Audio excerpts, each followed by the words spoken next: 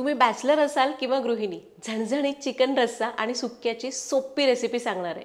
Best लागते. आज आपण एका दगडात दोन पक्षी पाळतोय, म्हणजे एकाच वाटणात चिकन सुक्का आणि झणझणीत रस्सा. 1 किलो चिकनला हळद मीठ लावलं, अर्धा तास मुरवलं, तर 2 कांदे बारीक कापले, तेलावर गुलाबी परतवले, मुरवलेलं चिकन घातलं, मोठ्या आचेवर मस्त परतलं, खोलगट ताट ठेवून ताटावर पाणी ओतलं, 5 मिनिटं मंद आचेवर शिजवलं. आता चिकनला पाणी सुटलं, ताटावरचं गरम पाणी आत ओतलं, जेवढा रस्सा करायचा तेवढं जास्तीचं गरम पाणी घातलं आणि चिकन मंद आचेवर शिजायला ठेवलं. वेळ कशाला घालवायचा, तर वाटण करू. 4 कांदे उभे कापले, पॅनमध्ये धने, जिरे, तीळ, दालचिनी मस्त भाजून काढले.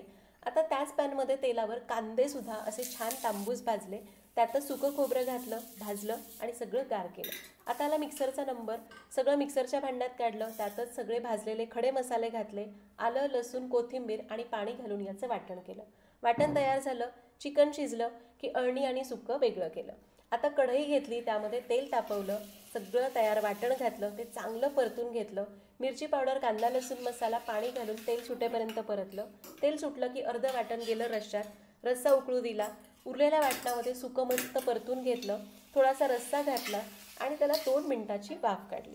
बघा, सुकं चिकन तयार, कोथिंबीरीने सजवलं, मस्त तर्रीचा रस्सा उकळलाय, कोथिंबीर घातली, झणझणीत चिकन रस्सा आणि सुकं तयार.